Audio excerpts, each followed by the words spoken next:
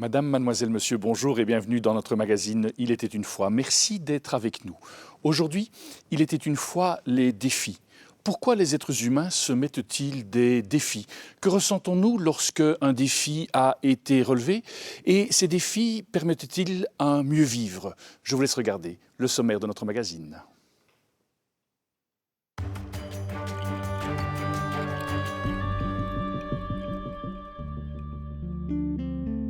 Nous nous envolerons d'abord pour le Maroc, où nous avons suivi Jean-Philippe tout au long d'un challenge sportif hors du commun.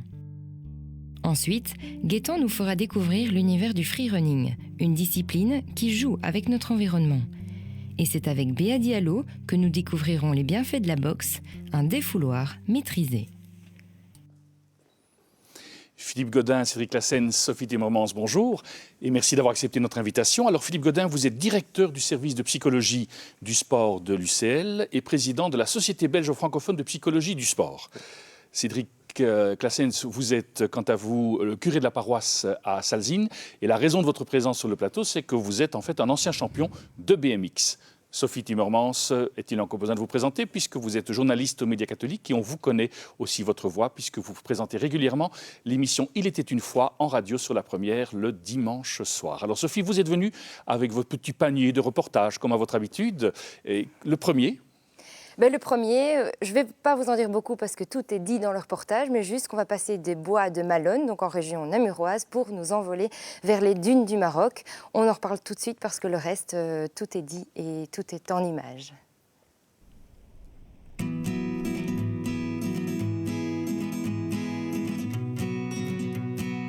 Je fais du sport depuis que je suis tout petit, principalement des sports d'équipe. Et voilà, ça fait 1 an et demi ici maintenant que je pratique un sport de manière un peu plus intensive, qui est la course à pied. C'est parti d'un défi en réalité. C'est un de mes oncles qui, il y a 1 an et demi, me parlait de son expérience récente du marathon des sables. Et voilà, j'ai été un peu passionné par son récit et je lui ai dit mais donne-moi 1 an et demi, je m'entraîne et je participe avec toi à l'édition 2015. Le Marathon des Sables. La course est réputée comme étant l'une des plus dures au monde. Les participants doivent fouler 250 km en 6 jours dans le désert saharien du Maroc. Dans leur sac à dos, les coureurs doivent tout porter. Gamelles, sacs de couchage, alimentation, absolument tout, sauf leur eau et leur tente.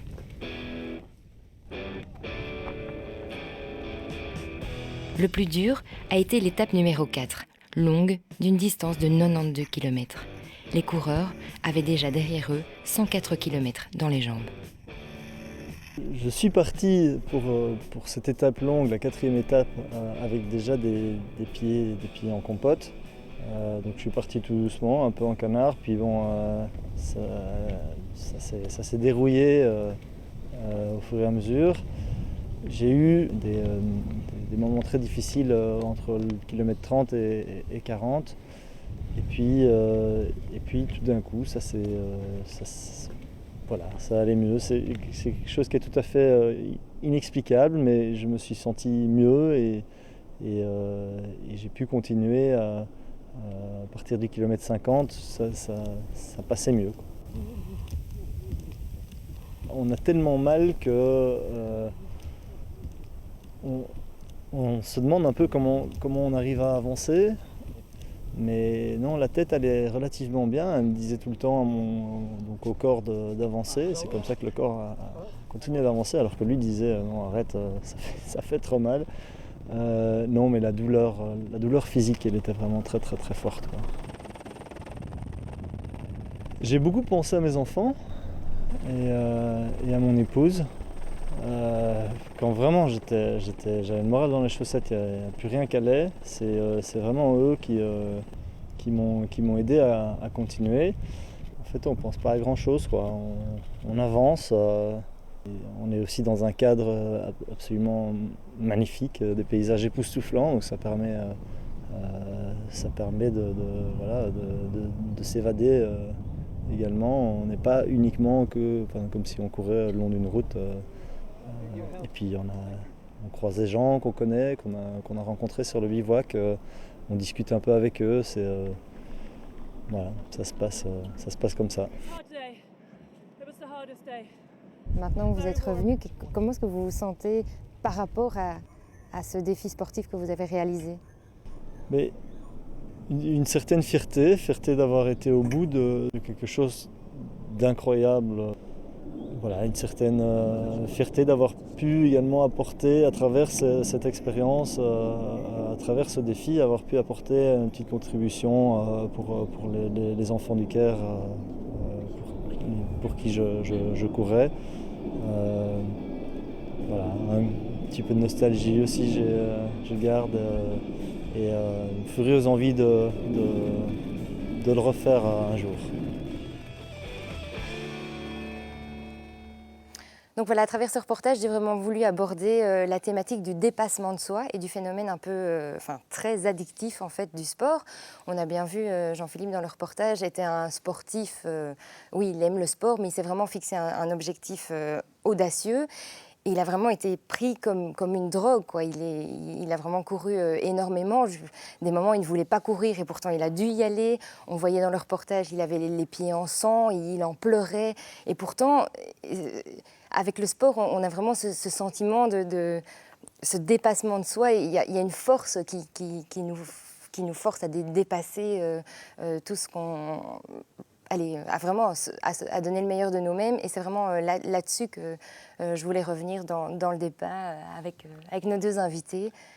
Eh bien justement, on va peut-être avant d'entrer dans le débat, justement, Philippe Godin, peut-être expliquer psychologie du sport. C'est un véritable département de la faculté de psychologie de l'Université catholique de Louvain? Alors, ce n'est pas un département, disons que c'est un secteur d'activité que j'ai développé, que j'ai créé. Donc, la psychologie, en fait, étudie tout simplement le fonctionnement de l'être humain, principalement pour mieux le comprendre et surtout pour l'aider à mieux fonctionner. Et donc, si on applique ça dans le domaine du sport, on va analyser l'individu en situation sportive, bien sûr la situation sportive classique, loisirs, etc., mais aussi dans les situations sportives de compétition ou de dépassement de soi, comme on vient de l'expliquer. Et là, on voit effectivement qu'il est possible d'appliquer les théories, les schémas, les concepts de la psychologie sur la motivation, sur la gestion d'anxiété, sur la gestion de la douleur, la frustration, etc., et aussi en situation spécifique, parce qu'effectivement, ce à quoi on assiste là aujourd'hui dans cette émission, ce n'est pas monsieur, madame, tout le monde qui pratique ça. Donc comment est-ce que l'être humain, dans des situations extrêmes, fonctionne-t-il? Et ce sont des domaines super intéressants parce que l'être humain aujourd'hui est en développement de ses compétences. Un jour, on ira peut-être sur Mars. Ce n'est pas classique. Eh bien, tous les travaux que l'on fait en psychologie du sport peuvent aider à mieux comprendre le fonctionnement de l'individu en situation extrême, comme ce genre de choses. Et peut-on justement arriver à devenir un peu accro au sport, comme une forme d'assuétude? Ah, complètement. On va vraiment distinguer deux types de dépendance. Une dépendance de type psychologique, c'est-à-dire un simple besoin, j'ai besoin tout simplement de pratiquer, mais c'est surtout également une dépendance biologique, par exemple en termes hormonaux. Et pourquoi est-ce que c'est si important de faire du sport?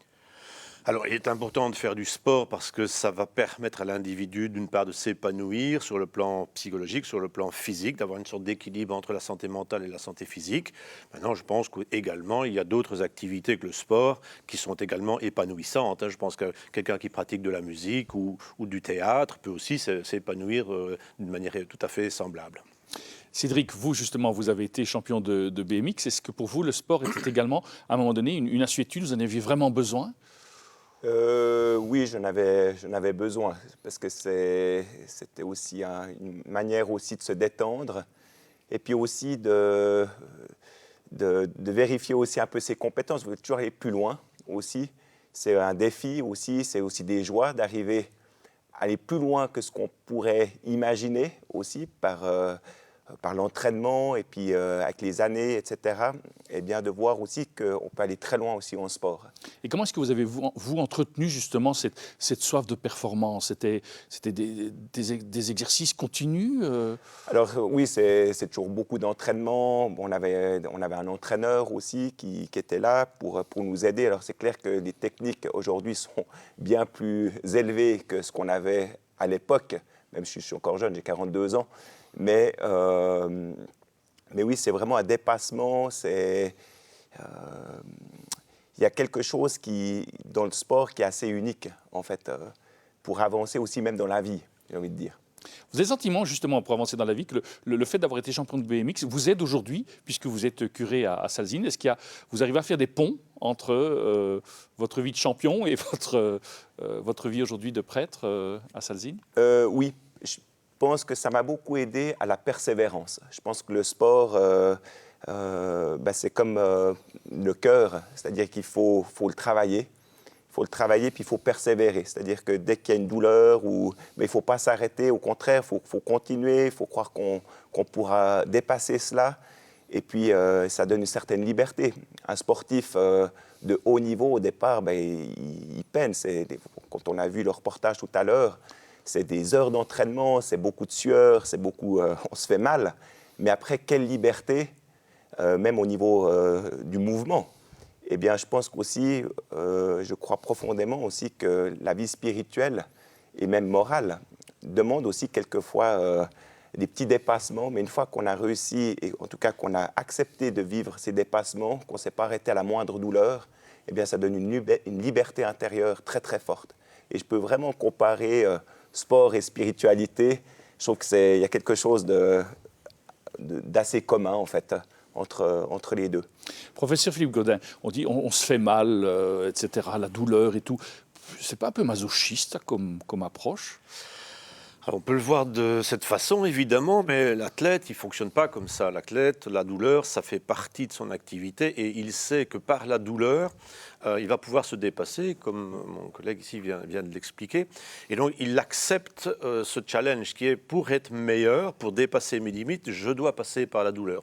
Alors, c'est une douleur qui est consentie, qui est acceptée, moyennant évidemment à un moment donné une satisfaction, comme ça vient d'être dit, qui va dépasser l'entendement, qui va dépasser ce que l'individu pensait pouvoir réaliser. Sinon, s'il n'y a pas ce dépassement, l'athlète ne va pas perdurer dans cette pratique douloureuse. Il faut qu'il y ait à un moment donné une sorte de récompense supérieure, extraordinaire, qui va justifier le fait de se faire mal. Cédric, vous vous retrouvez dans ce qui est dit là? Complètement, oui. Complètement. Alors je vous propose peut-être, Sophie, d'aller vers un deuxième reportage, parce que là, on va vers quelque chose de tout à fait exceptionnel. Oui, donc on va parler maintenant de free running. En fait, c'est une discipline qui, apparemment, enfin en tout cas pour moi, n'est pas très connue, parce que en fait, quand on voit des jeunes ou des moins jeunes la pratiquer dans la rue, on ne se doute pas en fait que c'est une discipline à part entière de sport. Et ça existe en fait, le free running. Je vous propose de découvrir ça en images.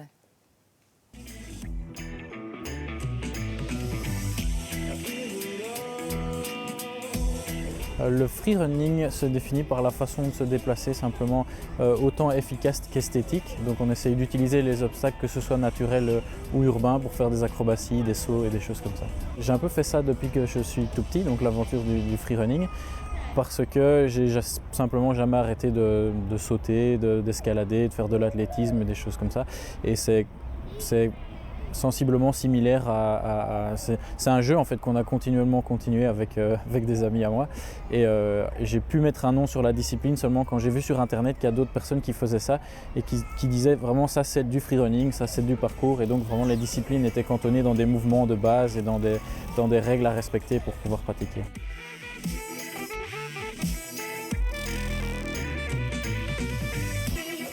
Pour se préparer à tout ce qu'on fait en extérieur, donc aux acrobaties qu'on va faire dans un milieu naturel, on passe de toute façon par une période de préparation en salle. Et donc la prise de risque est vraiment limitée, dans le sens où on n'a rien dans l'environnement naturel qui va nous déranger. Il n'y a pas de vent qui va nous déporter d'un endroit ou à un autre. Il y a vraiment juste nous, nos baskets et l'obstacle. Donc il faut vraiment travailler ça en salle avant, et on essaye de limiter un maximum la prise de risque.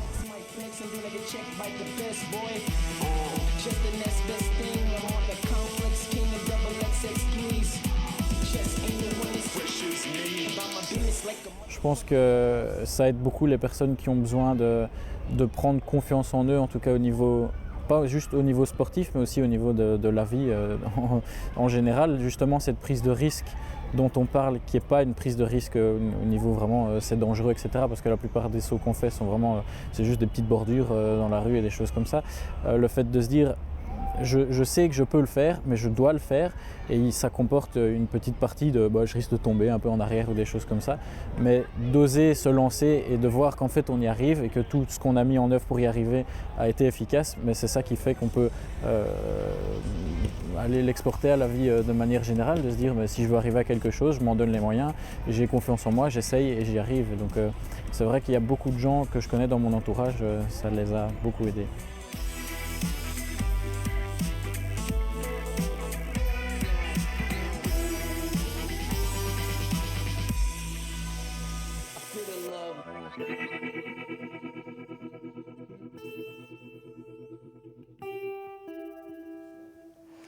Donc là, Philippe, je vous avoue que j'ai commencé ce reportage en me disant je vais trouver un sport où on voit un peu des têtes brûlées qui se lancent dans voilà, ce genre de cabriole, des sauts. Je le voyais avec ses petites baskets, sa petite chemise. Je me disais ça va faire le débat. Et en fait, en réalisant ce reportage, je me suis rendu compte, il l'a d'ailleurs dit Gaëtan dans la vidéo, que la prise de risque, en fait, elle est vraiment limitée, quoi. Pendant des semaines, des mois, des années, il s'entraîne en fait à l'intérieur avec des engins. Il apprend à connaître son corps, savoir quel saut il peut faire, jusqu'où il peut aller. Et c'est vraiment pas du tout un truc de tête brûlée comme on pourrait voir quand on voit les vidéos comme ça sur Internet. Et je trouvais que du coup, allez, ça en rajoute quelque chose sur cette discipline qui n'est pas très connue. On voit des gens comme ça dans la rue qui font plein de trucs. Mais en fait, ça va beaucoup plus loin qu'un simple saut. C'est vraiment... Vraiment, voilà, la prise, la conscience de son corps est vraiment très importante dans cette discipline. Et je tenais vraiment à soulever ça sur le plateau aussi. Philippe Godin, qui dit sport dit prise de risque? Oui, mais disons qu'il y a des sports où le risque est minime. Hein, si vous êtes tireur au pistolet, excepté si vous le retournez contre vous, là le risque est quasi nul. Par contre, ce qu'on vient de voir, le risque est théoriquement très important. Il y a pire encore. Hein. Mais j'ai bien aimé l'intervention là, qui vient d'être dite. C'est en fait, rien n'est... C'est pas de l'improvisation. Il n'est pas possible de faire... Bon, moi, je suis un ancien gymnaste. Quand je vois les différentes activités auxquelles on vient d'assister, il n'y a rien qui est improvisé. Cet athlète a répété des centaines et des centaines et des centaines de fois toute une série de mouvements, de cabrioles, de coordination. Il y a simplement l'environnement après qui change. Quand il s'entraîne dans une salle, vraisemblablement, il passe aussi d'engins type gymnastique, apprendre à faire un salto auquel on a assisté. Il faut d'abord apprendre à le faire sur des tapis. Donc il y a une progressivité, mais ça va être un ensemble de répétitions. Et puis tout doucement, il va se rapprocher des conditions naturelles. Donc là, effectivement, il y a un énorme travail. Donc à ce moment-là, la prise de risque et le danger est limité à sa portion congrue. C'est sûr et certain que si vous et moi maintenant on essaie de faire ça, on va tous se casser la figure, bien entendu. Oui, parce qu'on voit quand même, il traverse une vitre, etc. C'est pas rien. Donc ne prenons ça pas comme exemple et rappelons quand même que c'est de nombreuses heures de travail qui ont permis de faire cela. C'est de l'acrobatie. C'est ça. Et pourquoi est-ce que l'être humain a tellement besoin de se dépasser ? Alors là, je pense qu'aujourd'hui, on est vraiment dans une société où l'individu va d'abord vouloir s'originaliser, vouloir être différent, créer quelque chose que les autres ne font pas. Ça a été dit également avec toujours ce besoin de se dépasser, de reculer des limites. Et troisième élément, aussi, si c'est possible, de le faire dans des contextes nouveaux. C'est-à-dire, on sait qu'on peut, par exemple, battre un record du monde de 100 mètres, 400 mètres, etc. Mais là, on va le faire dans un ensemble assez formalisé, formaté. Tandis que là, on est complètement sur quelque chose qui est inventé. Et ça fait partie aussi d'une des raisons de se dépasser, j'ai envie de dire coûte que coûte, et on essaye de trouver des choses auxquelles personne n'a pensé. Cédric, j'ai envie de poser la question suivante. Dans le sport, finalement, on travaille beaucoup le corps. Est-ce que c'est quelque part une manière de se retrouver en paix avec son âme ? Alors, complètement. Je dirais même qu'à la limite, en tout cas dans la foi chrétienne, c'est très lié corps et âme. D'ailleurs, on dit que Dieu a pris un corps, en tout cas dans notre foi chrétienne, pris un corps. Donc le corps, pour nous, est très important. Et c'est toujours l'un et l'autre. C'est-à-dire celui qui dirait « moi, je suis dans ma bulle spirituelle uniquement », quelque chose qui ne serait pas très juste. Ou bien celui qui dit je suis uniquement dans le corps, peut-être quelque chose de pas très juste non plus. En tout cas, nous, on est plutôt pour dire le corps et l'âme. Il y a toujours le « et » qui fait partie, d'où l'importance aussi de soigner aussi son corps. Son corps aussi à travers le sport, à travers une nourriture saine. D'ailleurs, quand on est sportif, on est obligé de passer aussi par ce genre de cases, nourriture, entraînement, beaucoup de répétitions aussi, comme on a pu le dire tout à l'heure. Il n'y a pas d'improvisation, mais c'est toujours le corps et l'âme. Alors après, c'est clair, dans des sports comme ceux-là, ou bien comme le BMX, qui sont quand même des sports parfois un peu extrêmes, normalement, on ne se blesse pas et on ne le fait pas pour ça. On ne se rend pas toujours compte non plus des fois du danger, même s'il faut reconnaître que parfois, il y a du danger, il y a des chutes. Moi, je me suis éclaté la rate, je suis démis l'épaule, j'étais dans le coma à Paris-Bercy, au Palais Omnisport. Alors c'est clair, ça reste peu de chutes, elles sont quand même importantes, mais sur un laps de temps à peu près de 12-13 ans. Je vous propose peut-être de voir le troisième reportage que vous avez concocté, Sophie, pour nous. Oui, et là, pour ce troisième reportage, j'ai vraiment voulu trouver un endroit et un sport qui vraiment influence la vie des gens, pas non seulement sur le bien-être et sur l'activité physique, mais vraiment, parfois le sport peut vraiment changer la vie de certains jeunes, et c'est avec le boxeur Béa Diallo qu'on va découvrir qu'il existe des programmes d'accompagnement de jeunes qui sont en décrochage scolaire, qui ont des problèmes sociaux, etc. Et voilà, qui trouvent un mieux-être, et un mieux-être à l'école, un mieux-être professionnel via le job coaching de Béa Diallo. Je propose de regarder ça en images. Sans arrêt. 1, 2, 3, 4. La boxe est une école de la vie. Moi, la boxe m'a apporté énormément de choses. Moi, j'étais un jeune révolté, j'étais un jeune violent, avec beaucoup de violence. Mais derrière cette violence, il y avait je dirais, une révolte qu'il y avait derrière. Et cette révolte, c'était le sentiment d'injustice que je vivais tous les jours, le sentiment de racisme que je vivais tous les jours. À travers le sport, j'ai pu m'épanouir. Je me suis dit, si je réussis dans le sport, ce que je réussis, dans la vie, je pourrais le réussir. Et je me suis fixé ça comme life motive. Ancien champion de boxe, Béa Diallo transmet sa passion aux jeunes et moins jeunes du quartier. Dans cette salle de sport d'Ixelles, tout le monde peut s'inscrire, mais les jeunes devront se fixer des objectifs et s'y tenir. Aucun retard ne sera toléré, pas d'entraînement sur le ring pour ceux qui n'ont pas bien suivi l'échauffement. Et pour les jeunes scolarisés, ils devront prouver qu'ils font des efforts à l'école avant de pouvoir enfiler les gants. Au cours, si les jeunes veulent obtenir des résultats, ils devront aussi donner le meilleur d'eux-mêmes dans leur vie quotidienne. Les formations encadrées par Béa Diallo sont donc aussi un tremplin pour les jeunes en décrochage vers le monde de l'école et le monde professionnel. Je me sens bien, parce que ça fait du bien de donner son énergie. Moi, je fais cette boxe, je frappe et tout, je me sens après un peu libéré, voilà. Je m'extériorise et je me sens beaucoup mieux. Par exemple, dans la rue, on est plus calme. Quand quelqu'un nous provoque, on ne cherche même pas à répondre. On se dit ça sert à rien. Avant que je boxais, j'étais beaucoup plus bagarreur dans la rue. Maintenant que je boxe, ça fait quoi, 4-5 mois que je me suis pas battu. Moi, je n'utilise jamais ma force pour me battre avec des gens, quoi. Je la laisse que pour le coup. 1, 2, 3, 4, 5, 6, excellent. Quand on fait de la boxe, on n'apprend pas aux jeunes à devenir des compétiteurs. On apprend d'abord aux jeunes effectivement à avoir des règles, à savoir maîtriser leurs forces. Parce qu'il y a beaucoup de jeunes qui ont beaucoup de révolte en eux. Et cette révolte, ils ne savent pas l'exprimer, ils l'expriment d'une mauvaise manière. Et nous, à travers justement le sport et la boxe en particulier, on leur apprend à maîtriser tout ça. Quand tu penses être énervé et vouloir te battre avec quelqu'un, quand tu montes sur un ring de boxe, tu ramasses une ratatouille réelle parce qu'il y a des règles. Et quand tu ne respectes pas les règles, c'est-à-dire t'entraîner comme il faut, savoir mettre le coup comme il faut, être discipliné sans être nerveux, ben, tu prends des coups. Et quand tu es discipliné et que tu respectes les règles, tu arrives effectivement alors à toucher ton adversaire d'une manière intelligente.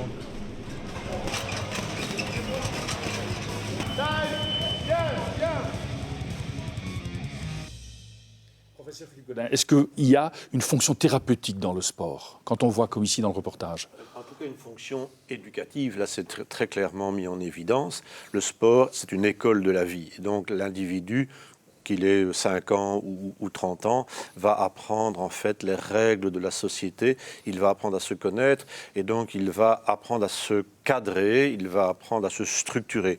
Donc dans ce sens-là, on peut même aller plus loin et parler de thérapie parce qu'effectivement, on va utiliser ce genre d'activités et d'autres pour peut-être aider des adolescents qui sont peut-être en situation délicate, prédélinquance ou même délinquance. Le sport va leur permettre d'apprendre à respecter l'autre et à se respecter eux-mêmes, oui.